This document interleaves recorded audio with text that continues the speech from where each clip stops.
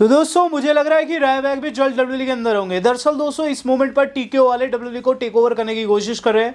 हाल फिलहाल के रैंडी वाले सेगमेंट में उन्होंने जानबूझकर पैट मैकेफी की दखलंदाजी करवाई और इसके साथ साथ दोस्तों अब मुझे लग रहा है कि रायबैक भी रिटर्न कर सकते हैं। रायबैक दोस्तों टीकेओ वालों के समर्थन में एक ट्वीट डाले हैं।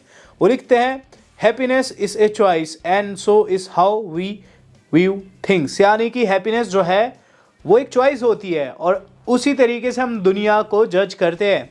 यहाँ वो आगे लिखते हैं कि ये जो एंगल देखने को मिला है पैट मैकेफी, रैंडी और कोडी के बीच में अभी ख़त्म नहीं हुआ है, अभी बहुत सी चीज़ें होनी बाकी है। ऐसे में लोगों को चीज़ों को पहले से एज्यूम करना गलत है। तो यहाँ दोस्तों वो कह रहे हैं कि टीके वालों ने सही किया है। टीके वालों का दोस्तों पूर्ण समर्थन यहाँ रायबैक करते हुए नजर आए हैं। और मुझे दोस्तों ऐसा लग रहा है कि इसका एक रीज़न ये भी है कि ट्रिपल एच रायबैक की बिल्कुल नहीं बनती है और दोस्तों यहाँ रायबैक जो है वो मौके पर चौका लगाना चाहते हैं।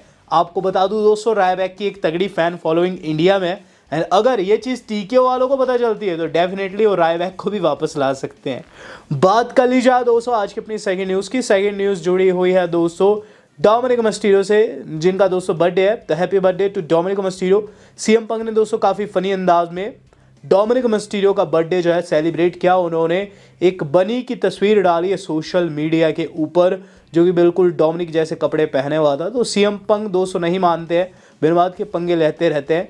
बात कर ली जाए दोस्तों इस अगली न्यूज़ की, तो इस अगली न्यूज़ जो आज की हमारी जुड़ी हुई है वो जुड़ी है दोस्तों डैन ह्यूसन से, जो कि फिर से दोस्तों शॉप में ऊपर आ चुके हैं। दरअसल डब्ल्यूडब्ल्यूई शॉप पर दोस्तों डैन ह्यूसन की जो शर्ट्स है वो फिर से टॉप सेलर रही है।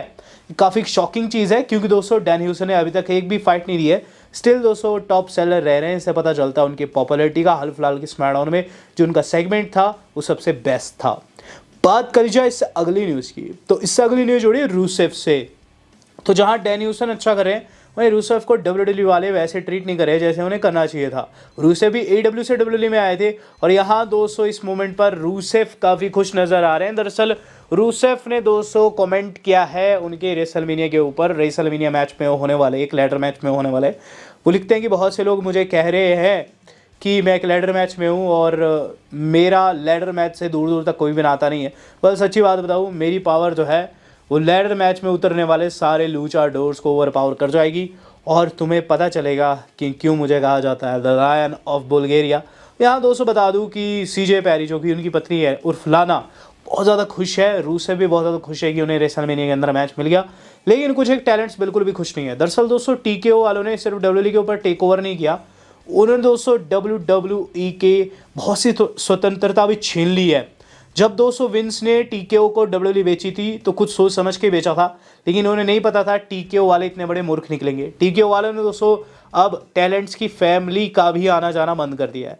दरअसल रेसलमेनिया के अंदर टैलेंट्स जो रहते हैं वो अपनी फैमिलीज को ला सकते हैं। विंस के एरा में हमने देखा है टैलेंट्स अपनी फैमिली को रिंग साइड पर लेकर आते थे क्योंकि टिकट्स फ्री दी जाती थी, लेकिन दोस्तों अब टीकेओ वाले टिकट्स भी फ्री में नहीं दे रहे। इवन दोस्तों वो टैलेंट की फैमिली से भी पैसा कमाना चाहते हैं। तो टीकेओ वालों की नीयत साफ दोस्तों हम लोगों के सामने आ रही है। वो सिर्फ पैसे को प्रायोरिटी देते हैं और किसी भी चीज़ को नहीं। उन्हें डब्ल्यूडब्ल्यूई का पता नहीं, उन्हें ही नहीं पता कौन सा स्टार ओवर है। उन्हें बस कीवर्ड्स या फिर कह लीजिए दोस्तों SEO में ऊपर आना है, सर्च इंजन ऑप्टिमाइजेशन में, जैसे पैट मैकेफी के केस में उन्होंने किया है। क्योंकि पैट को ज़्यादातर लोग सर्च करते हैं तो उन्होंने पैट को दोस्तों यहाँ मेजर स्टोरी लाइन में ऐड कर लिया।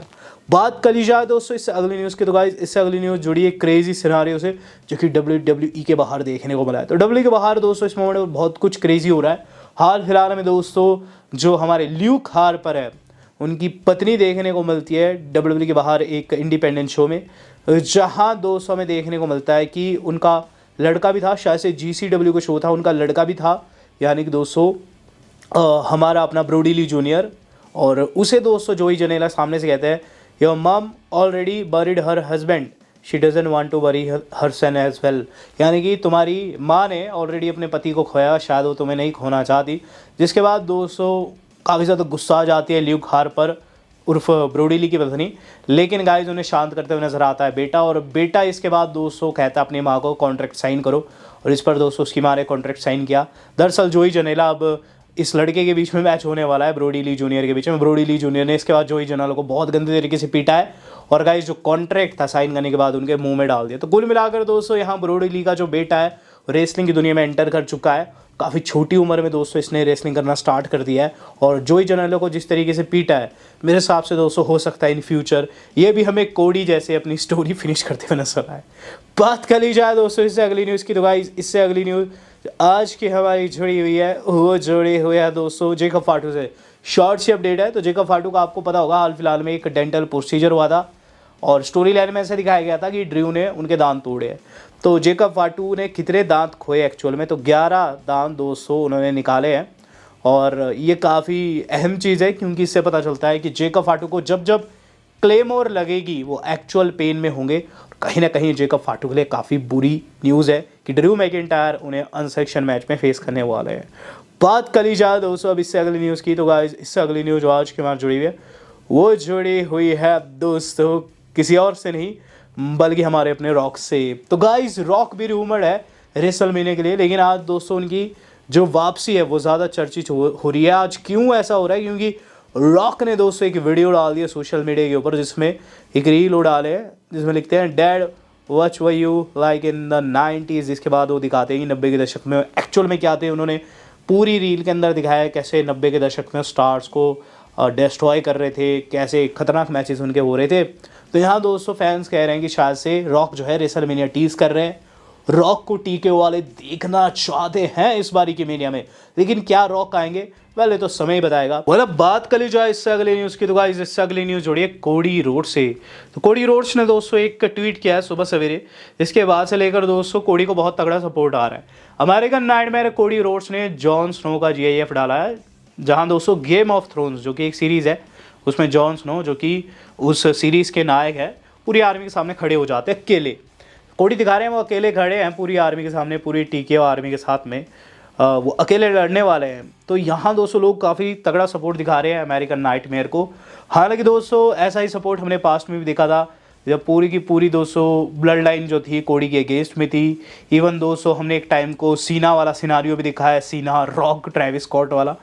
तो हर साल ऐसा हो रहा है और गाइस इस साल भी सेम स्टोरी फिर से रिपीट होते हुए नज़र आ रही है कि एक और है TKO, दूसरी और है अमेरिकन नाइटमेयर कोडी रोड्स। तो पता नहीं क्यों ऐसा लग रहा है कि दाल में कुछ काला है, और अगर दाल में काला नहीं है तो क्या होने जा रहा है। तो जी हाँ दोस्तों, दाल में अगर काला नहीं है तो ट्रिपल एच को निकाला जाने वाला है।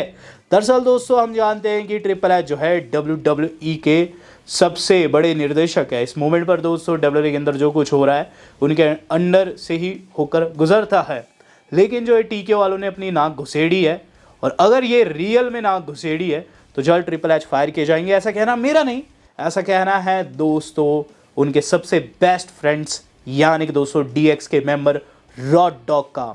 दरअसल दोस्तों rod dog and Billy gun हाल फिलहाल में एक आप कह सकते हैं मीट एंड ग्रीट का हिस्सा थे, जहां दोस्तों उनसे पूछा जाता है ट्रिपल एच के ऊपर, होल सिनारियो के ऊपर जो कि चला हुआ है।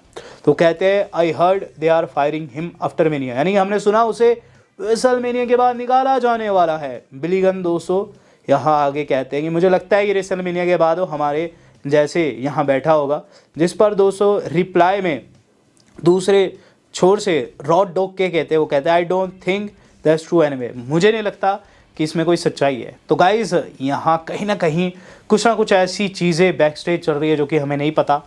अगर दोस्तों ये एक्चुअल में TKO वर्सेस ट्रिपल एच है तो आप रख के लीजिए, जल्द ट्रिपल एच को भी फायर करते हुए नजर आएंगे, क्योंकि ट्रिपल एच ने जो कुछ किया दोस्तों स्मैकडाउन में, जो उन्होंने बाद में कोडी को भेजा प्रोमो कट करने, जो हमने कल वाली वीडियो में भी डिस्कस किया है, मेरे हिसाब से चीज़ एरी को बिल्कुल भी पसंद नहीं आने वाली है।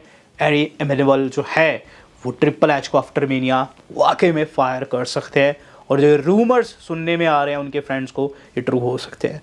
बात कर ली जाए दोस्तों अब मंडे नाइट रॉ की, तो गाइस ट्रिपल एच फायर हो ना हो रॉ चलती रहेगी, और कल भी दोस्तों हम लोगों को देखने को मिलेगी।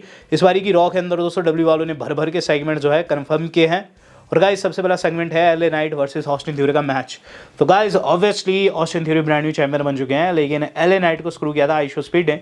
आइशो स्पीड दोस्तों इस मैच के ड्यूरिंग हमें रिंग साइड पर देखने को मिल सकते हैं, जहां दोस्तों मैच में ऑस्टिन थ्योरी की जीत हो सकती है thanks to ISEER speed again. तो आइशो स्पीड फिर से गंद डाल सकते हैं, और उसके बाद दोस्तों हम लोगों को जो चीज़ देखने को मिल सकती है वो ये कि वहाँ ऊसोज आकर अटैक कर दे वहाँ विजन के ऊपर, आइशो के ऊपर, और LA नाइट द ऊसो जो है इन तीनों को चैलेंज करते हुए नजर आए। रूमर्स है कि ये मैच होने वाला है इस बारी की मेनिया में, तो शुरुआत में चीज देखने को मिल सकती। देन रिया रिप्ली ईयो स्काई जो है मिशन B5 को फेस करेगी। स्मैकडाउन का जो मैच था वो रॉ में उठकर आ चुका है। ऑब्वियसली जेडी की ये काफी अच्छी फ्रेंड है दोनों, जिन्हें रिहो कल हराते हुए नजर आ सकती है।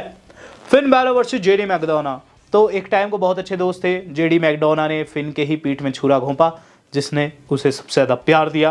तो यहाँ दोस्तों फिन बैलर इस चीज का बदला लेंगे। डेफिनेटली दोस्तों मेरा पूरा सपोर्ट इसमें फिन बैलर को रहेगा। इसके बाद दोस्तों जो अगला सेगमेंट है वो है ब्रॉक एंड ओबाफेमी का। तो गाइस ब्रॉक लेसनर एंड ओबाफेमी का सेगमेंट हम लोगों को कल देखने को मिलेगा।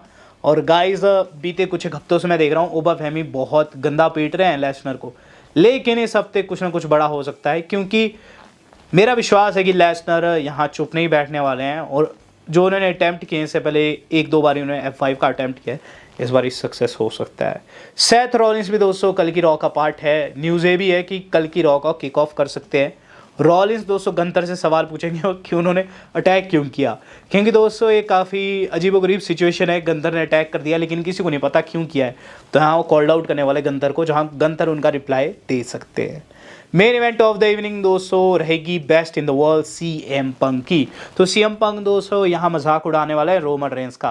रोमन रेंस पर दोस्तों उन्होंने लास्ट वीक बहुत तगड़ा अटैक बोला, और गाइस उस अटैक के चलते रोमन रेंस बहुत तरीके से चोटिल भी हो गए थे, बहुत गंदे तरीके से चोटिल हो गए थे। यहाँ दोस्तों CM पंक आकर उस चीज़ का मजाक उड़ाएंगे कि वो मुझे बूढ़ा कहता है, देखा ना मैंने उसकी क्या हालत की। यहाँ हमें एक स्पीयर आउट ऑफ नोवेयर देखने को मिल सकता है OTC1 की तरफ से। रोमन रेंस को दोस्तों इस हफ्ते की मंडे नाइट रॉ में CM पंक से बदला लेना ही लेना है। इवन दोस्तों मुझे ऐसी वाइब आ रही है कि कल पूरी की पूरी ब्लड लाइन जो है CM पंक के ऊपर चढ़ते हुए नजर आ सकती है, क्योंकि अगर आप ओवरऑल राइवलरी को देखेंगे तो इसमें सबसे बड़ी कन्फ्यूजन बस यही है कि किसको सपोर्ट किया जाए। दोनों ही दोस्तों इस मूवमेंट पर नायक बने, दोनों ही इस मूवमेंट पर बेबी फेस लग रहे हैं। मुझे ऐसी वाइब आ रही है कि रोमन रेंस कल फाइनली हील में कन्वर्ट हो सकते हैं। ब्लड लाइन के साथ में दोस्तों CM पंक की खटिया कड़ी कर सकते हैं, लगा सकते हैं उन्हें 1D और एक तगड़े वाला स्पीयर भी और एक पावर बॉम्ब भी। दोस्तों देखते हैं क्या कुछ रहता है। वीडियो मेरी आज की इतनी थी। सवाल आपसे यह है, किसको सपोर्ट कर रहे हैं, पंक को या फिर रोमन रेंस को? Do let me know. Video मेरी आज की आज तक इतना ही। धन्यवाद। शब्बा खैर।